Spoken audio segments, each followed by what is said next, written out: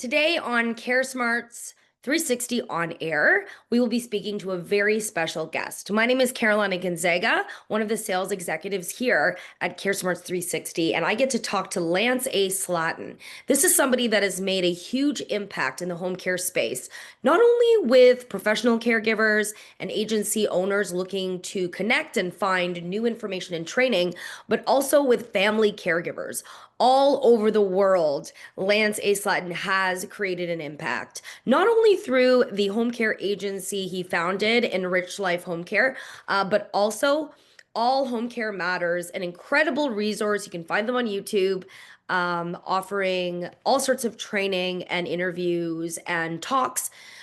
He is the chairperson of the board of directors and podcast host. Today, we're going to be talking about caregivers, of course, how to prevent burnout, how to identify burnout, what agencies can do to improve the experience of caregivers and keep them happy and healthy for longer, doing the best work that they can do. So please join me in welcoming Lance A. Slatton. Nice to Thank meet you, you. Lance. Yes, Likewise. admiring your background, but it looks like you win some Emmy awards? Yeah, so long story short, and we can get into this later, but we started our podcast just over 5 years ago, at the start of COVID, because our home care company, we would do a lot of community education events, caregiver support groups, you name it. And we made a decision to stop all of that in the meantime to see what's going on with this COVID thing. A week later, our governor shut us all down. So we said, let's do a podcast. And that couple of weeks that we were shut down for turned into almost 3 years. So it gave us a lot of time to focus in on it. So our building has a lot of space. And so we turned this room into a studio for the podcast and won some awards in the meantime. Well, that's amazing. Congratulations on Thank that. you. And Thank you. just from our little chat earlier, it sounds like a lot has led to, starting All Home Care Matters. You have a agency. Can you tell me a little bit about how you came to start your home care agency? And it's called Enriched Home Care Services, correct? Correct. Yes. And, Okay. it's a little bit of a longer story. I'll try to condense it for you. My pursuit, my passion and goal was always to become a medical doctor. And that was simply because I wanted to help people. And that's the way I thought I would best serve by helping, was through healthcare and medicine. And in the meantime, during my training in college, uh, got a phone call that my father needed to either come stay with me for a couple of weeks or go into rehab for a couple of weeks. And I would like to think, under most conditions, people, if they're able to, they would say, well, no, I want my parent to come stay with me for those couple of weeks. And so we did. And that couple of weeks turned into almost 3 years and 7 major operations. And I was doing student teaching at the university. I was working in the labs at the university, plus all of my academic responsibilities and coursework. And it quickly turned into, we need help. But the interesting thing was, we were never offered help. We were never pointed in the direction of resources or support services or anything like that out there. I never heard the word caregiver. So obviously didn't identify as a caregiver. I identified as a son helping a father. And Yeah. so I actually happened to go to lunch with one of my friends one day, and in the building that his offices were in, there was a home healthcare company. And right on their door, it said, now hiring, immediate start, top pay. Well, for anybody that's worked at university, they know you don't really get paid very much because you're a student. It's usually minimum wage. And so I had taken EMT and paramedic training to kind of pad my med school app. And so I popped in there and I said, hey, what are you guys hiring for? I have some credentials, I have some trainings. And the gentleman at the front desk knew nothing, didn't know the jobs that they were hiring for, didn't know the requirements, did not know anything. And so I left there, and on the way home, I called my wife and I said, hey, I have this great idea. And those are usually the words she loves What to is not it? hear. Yeah. And Yeah. she's like, okay, what is it? And I said, why don't we start a company where we send people into the home to help people like us? Now that actually resonated with her, right? And so she's like, well, look Hmm. into it. And to show you the lack of information and support that family caregivers receive, and that the healthcare system recognizes as far as for caregivers. I didn't know there was an entire billion-dollar industry out there of the franchises that we all know and all these different, companies. And so I literally thought I invented this great, new concept and quickly realized it's a concept that's still out there and existed and wasn't anything new. But families are never connected to those resources. So they don't know any better. They don't know what they don't know, like myself. And so once we Mhm. discovered that, we started talking with companies, and I personally could not get satisfied why franchise A, B, or C were any different than the other. Like if I say McDonald's, Wendy's, Burger King, you can say, Big Mac, Dave's Deluxe, and the Whopper, right? But if I say franchise A, B, and C, and they say, what is the difference? It's not the Mhm. menu items, it's not a secret recipe. I believe it comes down to the people. And so made the decision we'll start our own company from the ground up, which there's pros and cons to that, but for me the pros were we can instill the values and kind of the ideology that we believe in, but we can also help anybody anywhere. So like we service the bottom half of the state of Michigan. With a franchise we wouldn't have that flexibility or ability to do so. So we started our company. It's not quite 15 years old yet. The last 7 years, we've been the number one home care provider in Michigan by a non-biased, independent, evaluator that looks at those things. And I don't say that we're anything special, but we look at it like we want our staff to practice and put in place the values and principles that we hold and pass that on to these families that give us the ultimate trust of letting us into their homes to take care of their loved ones. So that's how our company started. So you've been around almost 15 years, and Almost. how large is the operation at this point? You're covering a large region, you've Yeah. got lots of caregivers. Yeah. What Yeah. are the primary kind of clients? Do you care for folks in all areas of aging or health, or is it specific? No, it's well, it's specific to we help up to anyone of any age, any condition, short of requiring a registered nurse. Now, we do have a registered nurse Okay. on staff, but she's not a clinical registered nurse. She is a client educator. We use client instead of patients. And she does training with staff. She does, resources. She's kind of like our Wikipedia, if you will, for the company, and just an amazing person. She ran the entire home healthcare division for one of the major healthcare systems in Michigan, if not the country. And she was a close personal friend. And when we did this after our first year or so, two maybe in business, she said, I want to come over and I want to be a part of this. You guys are doing something amazing. And, I want to help however I can. So, to answer your question more detailed, we help anywhere from toddlers all the way up to people in their golden years and everything in the middle. That's excellent. And so knowing that you've won this prestigious award, what, and obviously the people making the difference, what do you think is the biggest thing that would you describe what really sets your home care agency apart? Is it the way that you have built a culture with the caregivers? What would you say? Truthfully, I always say it like, I'm a very, non-braggadocious person. I don't say that, we win this stuff to say, look at us, look at us. I say it because I look at it like this is an acknowledgement and a recognition of the people that are the boots on the ground. It's the staff, it's those caregivers Yeah, going to it's work them. every day. It Yeah. is them because, and that's something we really preach and practice here. We can hire a body. It's very easy to do that, but it's not easy to hire a body that is there for the right reasons, not just a job. They actually get it. I believe our line of work is, less about sort of uh the the motivation for getting a job as it is the motivation for the type of job. So what I mean by that is, somebody that needs a job can really work anywhere they want to, right? But people that have a real passion for helping people, this is a great line of work. And those are the people we want. Michigan, unfortunately, is still a non-licensed state. So I literally could go have lunch today and the person that takes my order, if I needed, a body to fill a shift, I could say, hey, I'll offer you a job. I'll pay you $3 more an hour than what you're making now. That's not really going to serve anybody's best interest, right? It's not going to serve the companies because that person probably has no experience whatsoever. You don't know anything about them. You send them into a home, and then the family is saying, don't ever send that person back.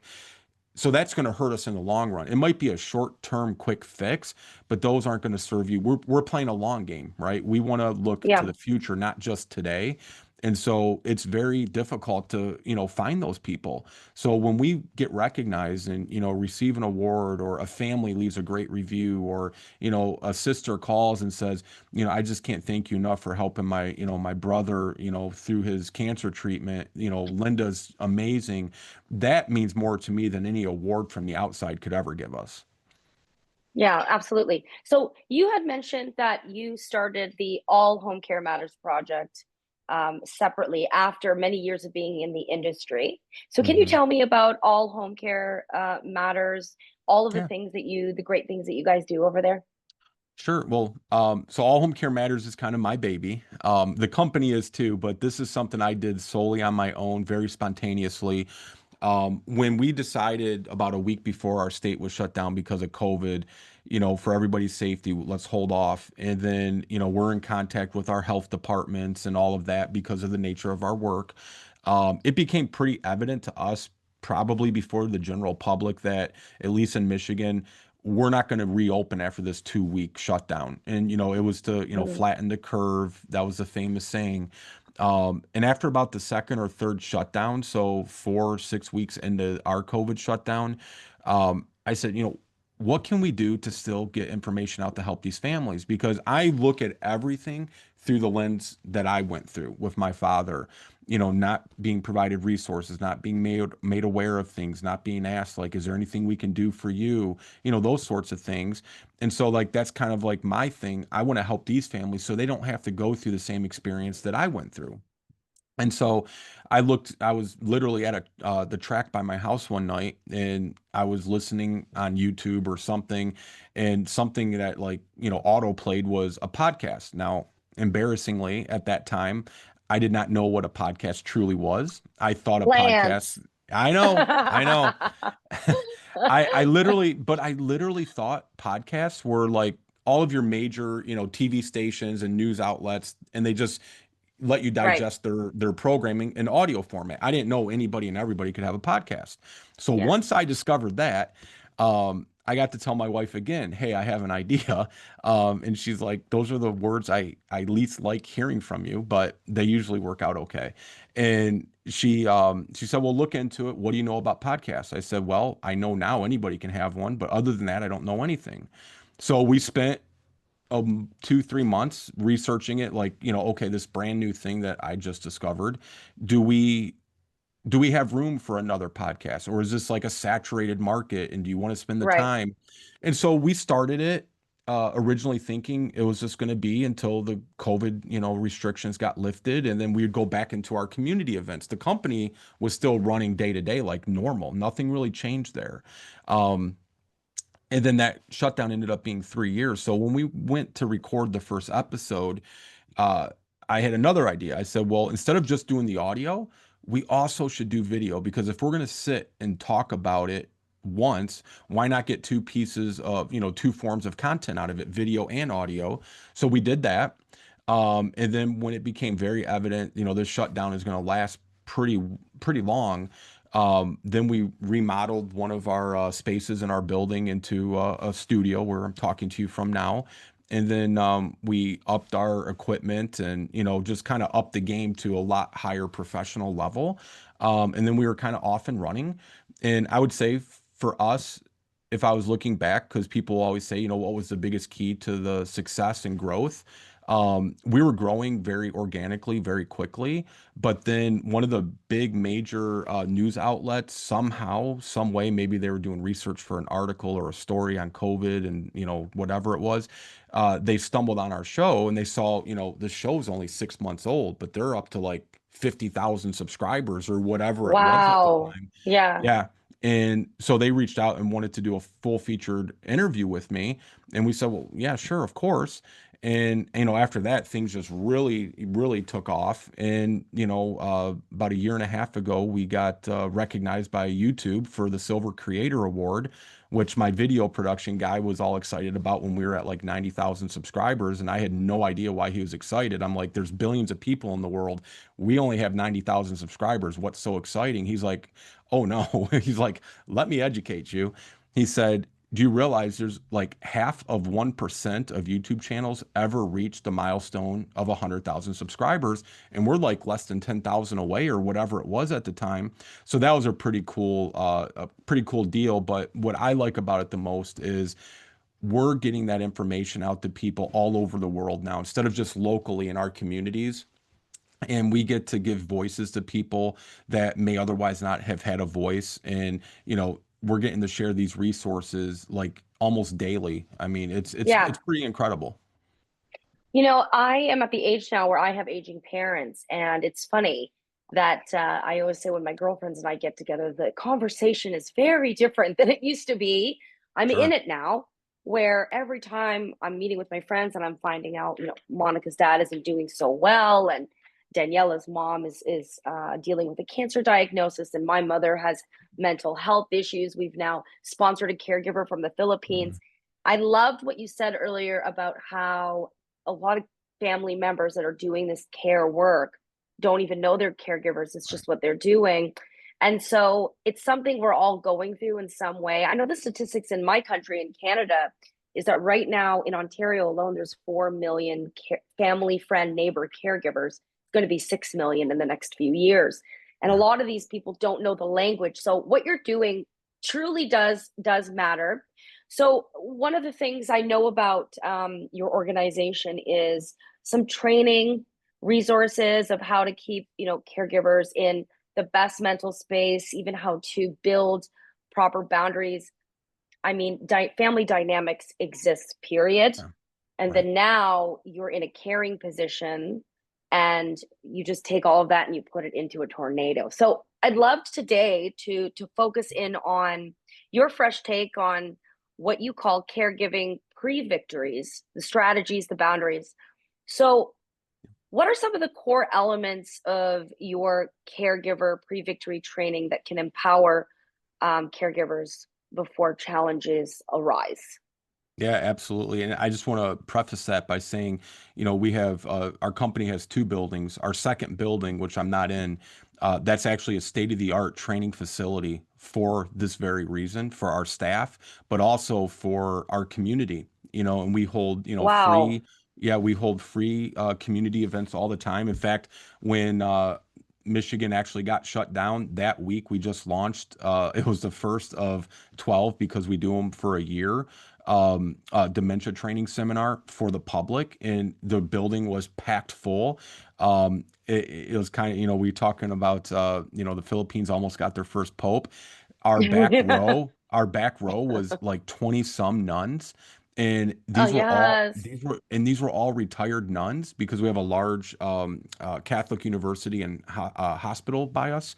And they were all there because they wanted to become educated and trained on how to take care of their other, sisters or nuns who were going Yes. through dementia, but they're elderly, and retired.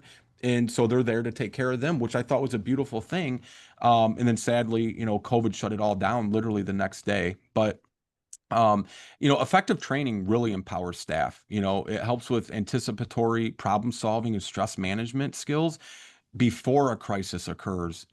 How do you handle a crisis before it happens? Once you're in it, you don't really have a choice and you deal with it. But if you have that anticipatory problem solving and stress management skills, it helps you to deal with these crises before Mhm. or, during and after, rather than, causing more stress and, more problems. In education on self-care basics, this is for the staff Yeah. now. I'm talking about staff. Yeah. Staff deal with stress. They have to take care of themselves, because if you have an unhealthy staff person, that's going to trickle down to the people they're responsible for caring for, but it could also cause them to get sick and, lose time on the job or, other things. So educating them on the self-care basics is really essential, including the importance of sleep, nutrition, and accessing support when it's needed. And then also, one that I'm very big on is communication. So we help teach practical communication skills. Ask for help if you need it. People can't read your mind, and if people offer help, it's okay to accept help, right? So that's helping to set the foundation for resilience even before the challenges arise. Yeah. Um, so when you're talking about staff Mhm. and being trained in a holistic way, thinking about self-care, it brings me to a memory I have when I was a caregiver of an abuse situation that arose, Mm. where a caregiver who was great, she was great, and she did something that was so out of her character.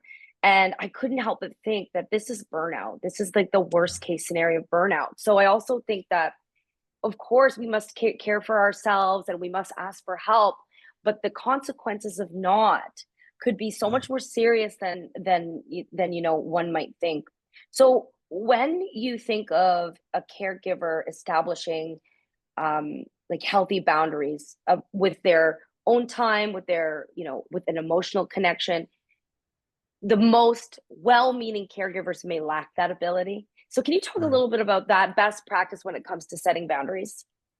Yeah. So I think this is good no matter what you're into, right? Personal or Yeah. professional. But, you know, establishing a healthy boundary really involves, for us, training our caregivers to schedule and protect personal time the same way as work shifts. So for us, our philosophy is your time off is just as important as your time on, right? So, if we have a caregiver who has Fridays off and we know she's working, Sunday through Thursday. So, she's working like 6 days straight. We're not calling her to cover a shift for someone else that might be taking vacation because she needs that downtime just like we all do. So you really want to protect your personal time because that is your time to practice that self-care. And honestly, just to kind of diverge for a moment, we interview candidates constantly, all the time. And the biggest common theme is when they've worked at another company, they are already kind of gun shy. Well, that company promised this. They said they do it this way. They're going to take care of this and that. And then they quickly find out that it was just lip service, right? So they're hypocrites, for lack of a better expression. And that's the last thing we want our staff to feel about us, right? I mean, we have staff with their retention with 10 plus years with us. That's pretty significant in this industry for people that aren't aware. And that's because we practice what we preach. We don't tell them something and not back it up. Before I go on to the rest of the boundaries, just to kind of set the scene here, I was actually sitting in on an interview a couple weeks ago now, and this candidate was great. On paper, she was phenomenal. In person, phenomenal. And we were going to have her come back for a second interview. And then she asked us a question, which is totally fine. We always say, "Do you have any questions of us? We're questioning you. You can question us." And she says, "Well, do you guys really have a job?" And it took a minute, Uh-huh. to process it. And we said, "Yeah, that's why we're doing interviews." She said, "Well, I'm just going to tell you, I interviewed with somebody yesterday and they were going to offer me a job. I was there for a job opening and they said, we'll be in touch." And she said, "Well, if I got the job, when would I start training, do my backgrounds, my screenings, all the onboarding stuff?" They said, "Well, once the client's ready." "Well, when will the client be ready?" "Once we get the client." Well, they didn't even have the client yet and they're already hiring for it. Yeah. And this person, and this isn't unusual, these No. people, that are working in this industry, they're so used to being, taken advantage of, I guess is a nicest way I can say it. And so I said to her, I said, "No, we actually have an opening now. We have a job now." And she said, "Well, I've heard that before, that sort of thing." And I said, "Well, let me put it to you this way." I said, "We interviewed a candidate, and I'll say like, a few days ago, and the candidate said all the great things, and then they ended up not, backing it up. They didn't have what they said. They didn't do what they said. They didn't have the availability they said." I said, "But we don't hold that candidate against you. I'm not going to sit here and say, well, this is all great, but that last candidate said the same thing and look at how that turned out." I said, "Don't judge us based on what another company said. Judge us based on what we do." I said, "So you're you and we're us. We're no relationship. Let us prove it to you. And then you can, judge us whether or not we're telling you the truth." And, that really, that kind of made sense to her because, we're kind of turning it around and saying, well, we're not holding what other candidates said against you because you're you. Don't hold other companies against us because we're us. And I think that's really important, though. I was asked once, what is the most important value and, key to success? And mine was, it's simple, but it's very hard for a lot of people. And it's honesty. Just be upfront. You don't have to lie to these candidates, these caregivers, these people. Just tell them the way it is. They are going to respect you a lot more than if you try to, tell them just what they want to hear. And then eventually it's going to catch up to you. And once you break that trust with any employee, it's almost impossible to get it back. So we're very diligent in making sure we're always upfront and honest. So I just wanted to Yeah. point that out as far as, boundaries is. One of the other one is role playing scripts and scenarios for saying no or delegating non-essential tasks. We want our Hmm. caregivers to feel comfortable to say no, kind of, and that's the reason I was bringing up that point about this other candidate. Their past experiences are also coming in the door with them, right? It's not just them. And so a lot of times they're afraid, like, another company said, if I turn down a shift, I could, get off the schedule the following week.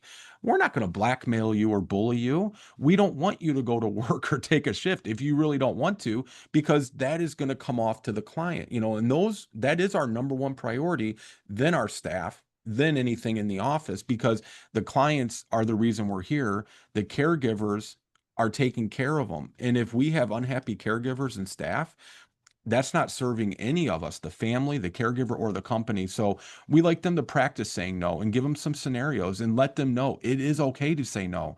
We're not, the big bad wolf where if you tell us no or don't want to do something, we're going to be mad at you or hold it against you. No, we want you to feel comfortable. And then when you say yes, we'll know you really want it. And you're going to do a great Yeah. job because you're doing it because you want to, not because you feel like you have to.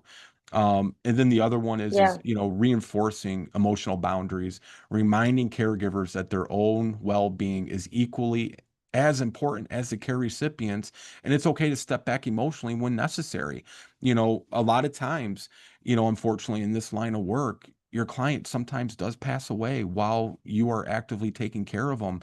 And Yeah. I've been to more funerals than I would ever hope to imagine because of that. And that family, we're almost always after them, thinking the family members and the, whatever, we're right up there because we made Yeah. such a profound difference. But, we're also not the ones from the office that are spending minute to minute, day to day, hour to hour with that client. It's the staff. And we don't expect them to get right back out there the next day after they go through such a loss like that. We want them almost like if they're taking a personal bereavement day because of a family member of Yeah. their own. So, we Yeah. want them to, be able to have those emotional boundaries as well. What I hear out of all of that, the best practices for setting boundaries and the way that you interact with your candidates, even just to say, why would we post a job and Right.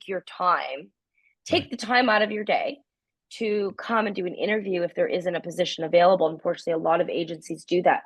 What I Yeah, hear is probably from the Enriched Life home care services side of things, it's all woven into the culture, isn't it? it is. Because it's it's a completely different approach than your typical what you hear in what caregivers are experiencing.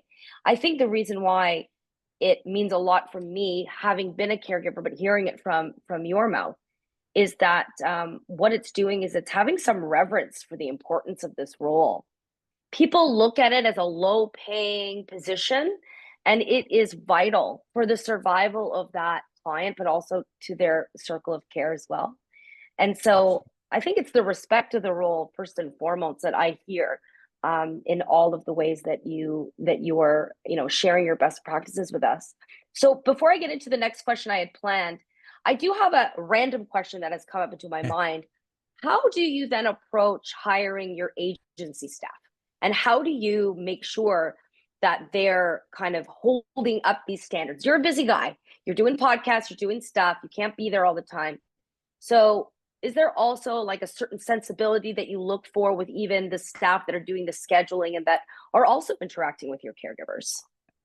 Yeah. Well, first, is it flawless system? Is it perfect? No.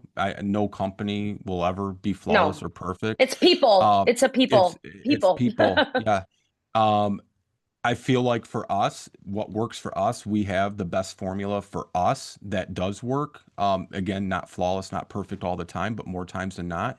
Um, it's making sure you do bring the right culture into your company. And I am so big on it starts from the top down. Like I can't go out there and tell them, be honest, take that personal time, do this, do that. We have your back 100%. If you're doing what you're supposed to, you got nothing to worry. If all that was just empty words, I would have a lot bigger problem. Um, and yeah, I'm busy just like, anyone else is. But what matters is when you get that buy-in and you get that staff, and I feel like my staff has my back as much as I have their back, it does run pretty smooth and it does run pretty optimal more times than not. And the way we also kind of stay on top of things is, we have electronic, systems where the staff can directly write to the office. We have case managers that do unannounced and announced visits. So some are scheduled, some are not. That's great. Um, Yeah. our schedulers, anytime they have an issue, if they're unsure, they'll come to us. Our schedulers have great relationships with the personnel and the staff as well.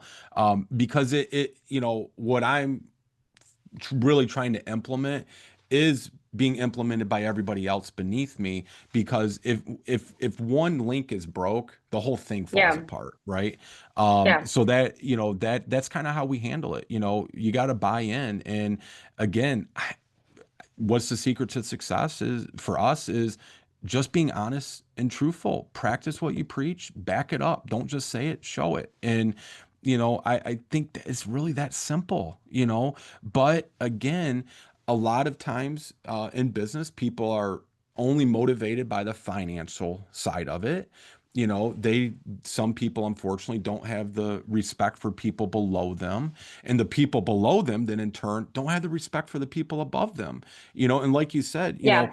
um, is it the highest paying position out there? Absolutely not. But I do think it's one of the most rewarding, getting to spend that time with these people, getting that Yeah. trust. Like, if you think about it, a plumber can come into your house, fix your drain, fix your toilet, fix your shower, whatever it may be.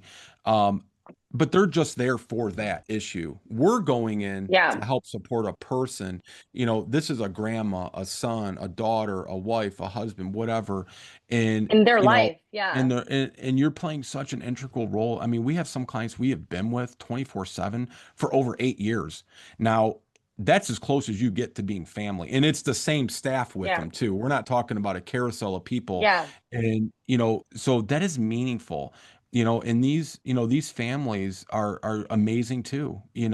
They have had sometimes a bad experience with other companies. So we're kind of going through the whole process with them, saying, we are different, this, that, and the other. And now, fortunately, we've been around long enough now where, you know, usually it's word of mouth where a family member has a friend at work and said, "Oh, you need to call these guys," because they'll be saying, "Oh, I got this company, the caregiver never shows up, or it's somebody different every day. I had a lady show up yesterday. She brought her dog with her to cover her shift." I mean, there's some wild stuff that happens Yeah. because there is no oversight. There's no regulation by the company over their staff.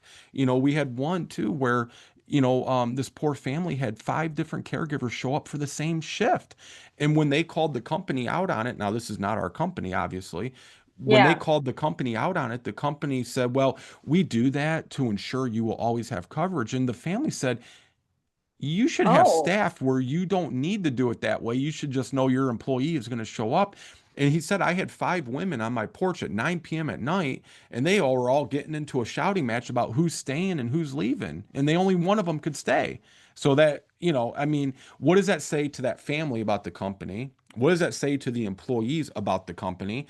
And, those people are now gonna, next time they get scheduled, are they gonna even bother to show up? Because they'll say, "Well, I'm not gonna sit there and fight on somebody's porch with 3 or 4 other women or men or whatever it is to get a shift." I mean, it's bizarre, some of the stories, and it's really sad Yeah. because, like you said, the reverence, I, you know, the reverence didn't start out this way. It kind of unintentionally became this way as well.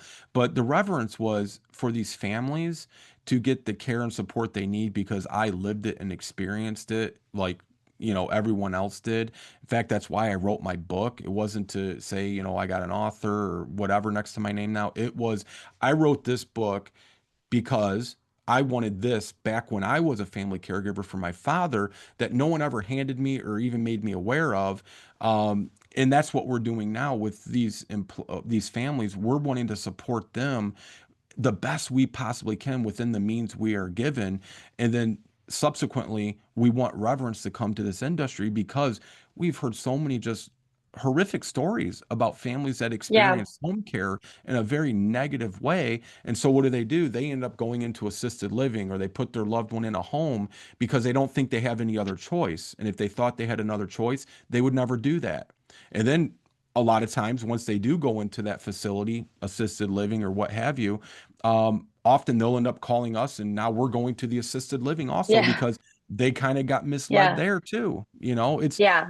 It just, my point is, it doesn't have to be that way. It just goes back to my Yeah. thing. It's that honesty. So what is your book called? Mm.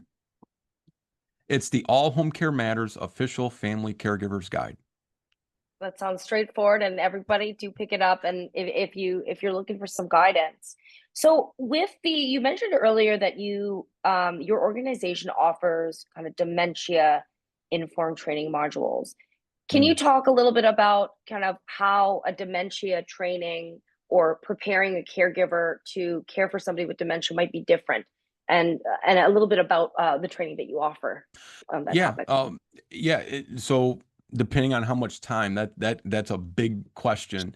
So I'm very fond of saying I did not coin this term. I did not come up with it. First, I like to say, a good friend of mine, who's very influential in Washington D.C. in this area.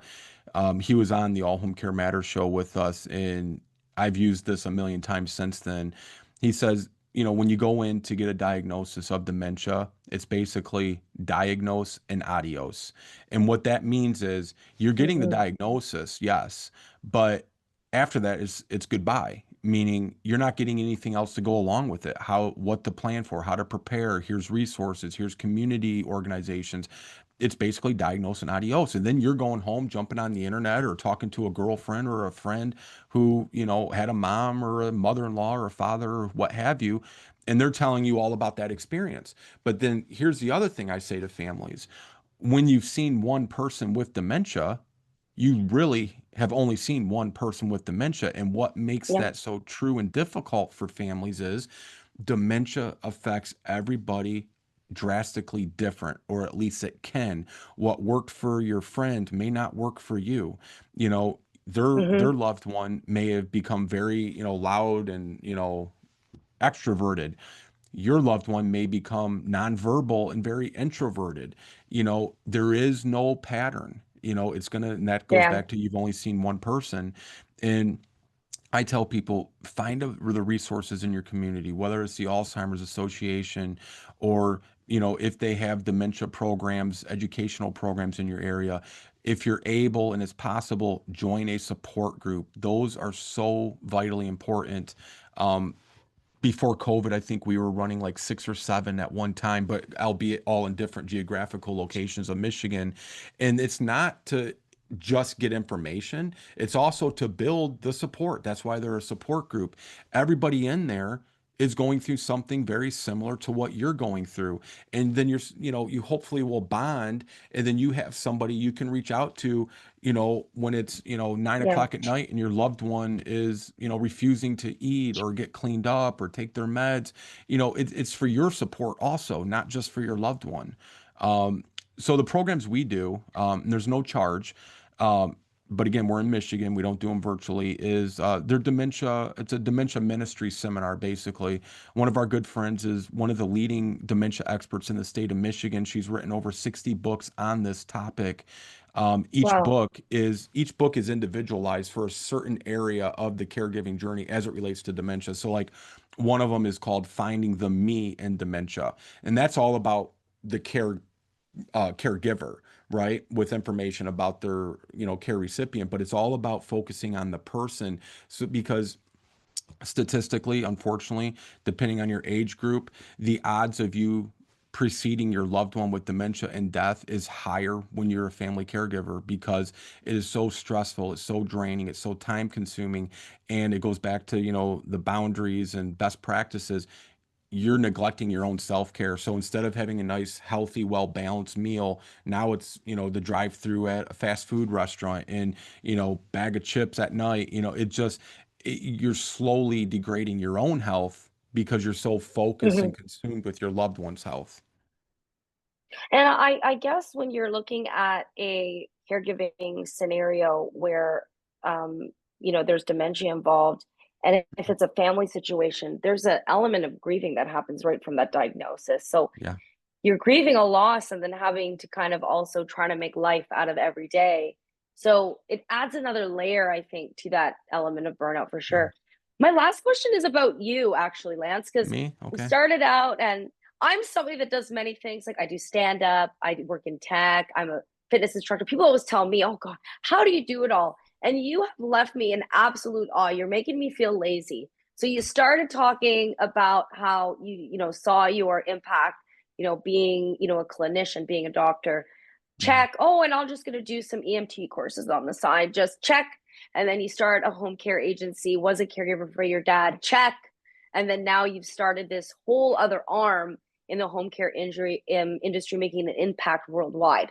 So when we talk about, trying to help caregivers build boundaries, um, prevent burnout, tell me, for somebody in you that's looking to make a bigger impact, what would you give them as your advice or the things that keep you going? I mean, how do you not just become exhausted?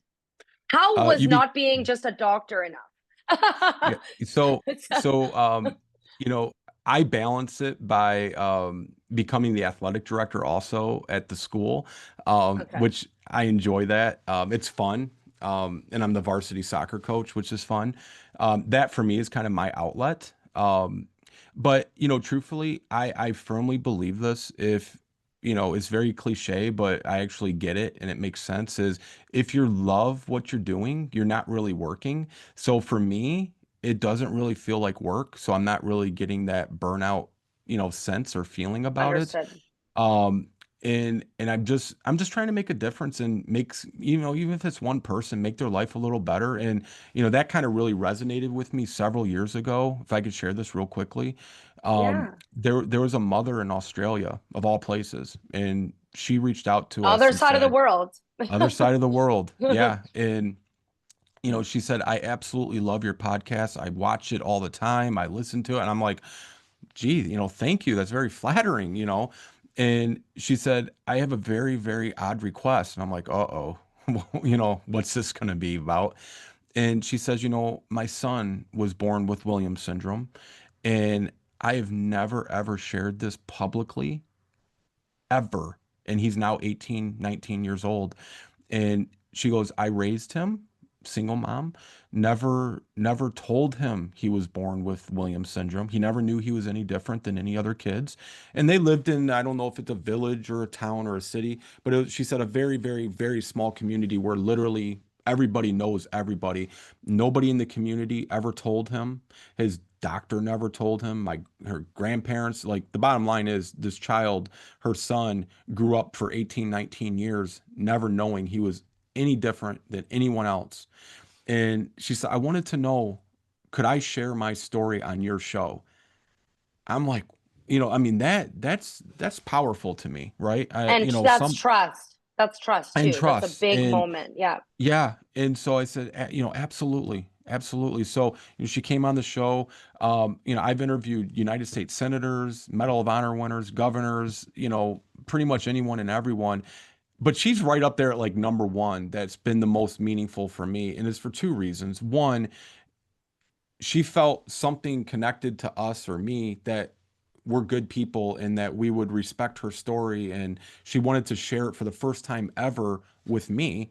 And then the second part of that was, I'm a parent, but I'm also a child, right? Hmm. And I've always wondered, if one of my children were born differently or with a condition or something, would I be able to keep it from them for 18, 19 years? But the second part of that was, if I was the child born with something, would I want to know? Or like, so it's basically what came first, the chicken or the egg? Yeah. Was it, I don't know that there is a right or a wrong answer to that, but it just was just very, very impactful for me being a parent, but also obviously the son of parents. Like, would I have wanted to know as a child, but as a parent, would I want to tell my children, or was that for this child's best interest that he didn't have to think he was anything different? So he didn't put any limitations or restrictions on himself, anyways, I just want to share that really meant a lot to me that, somebody put that kind of trust into us who we never met and we are literally a world apart. Yeah. So that, that's why I love doing the show. And that's why that also doesn't cause burnout or stress, because I feel like, we're making differences, and like your podcast will make differences. And we may never know the differences we're having in people's lives unless they reach out and tell us. Yeah, yeah. Well, you've left me feeling very inspired and motivated, Lance. Lance A, Lance A. Slatton. Don't forget the A. A man of many talents. So, with the topic of caregiving, again, one that is so meaningful to me. I guess I would like to end with this thought, and your last thoughts on it is that, Yeah. like, as an industry, and we kind of talked about how there is a lack of reverence for the role of caregiving, maybe if you compare it to, other rates of pay, for example, that's kind of where it starts. But don't you think that as an industry, we need to find a way to hold on to the caregivers that want to be caregivers? Like, there's people out there that want to do it. And so all of these proactive ways of really prioritizing their health and well-being is about not only having great caregivers, but allowing the people that want to do it well to do it well. Would you say that Yeah. that is something that we need to start thinking more about? 110%. Whether it's our company or any company in this Yeah, industry, I know post COVID, it has been still to this day, it's very, very difficult because so many people left the industry. yeah, And it's not just our industry either. I mean, our local banks, restaurants, they're all reduced hours, everybody's hiring. But it's also when you have them already, take care of them. That yeah, again, I mean, broken record, Carolina, but yeah, it's just being honest and, giving them your word and letting them be able to count on your word. Because, yeah, if they have a bad experience with us, they may just paint the whole industry as, oh, don't work in that, this is what they do. And then they go over to maybe retail or food and entertainment or something. Yeah, I think, but I also think that starts with the healthcare system as a whole. I know during COVID, I mean, caregivers were superheroes. We used to put like yard signs out and we did all kinds of fun yeah. stuff. We had our pots and pans. Yeah. Yeah. And, but even for the healthcare system, oh, caregivers are, they're so needed and they're this and that. But then it was kind of like they went from heroes to zeros again. And, Yeah. I just think healthcare community industry wide, we have to recognize these people for the instrumental role that they're playing and can play further long after COVID's gone. Yeah. So I'm going to leave with two major quotes that I'm always going to keep with me and think of you, Lance, okay? Okay. It's diagnose and adios. We need to stop that. And I know you credited someone. But also, let's not allow caregivers to go from heroes to zeros. There you go. Awesome. Yeah, you gave me that tip. Well, I thank you so much for your time. I am Anytime. so excited for our team to drop the details of how to find the podcast as well, and the book that you read. That would be great resources. But I can't wait to connect with you again in the future and find out what else you've been up to. Thank you so much for your time. It was a pleasure. It was great to meet you.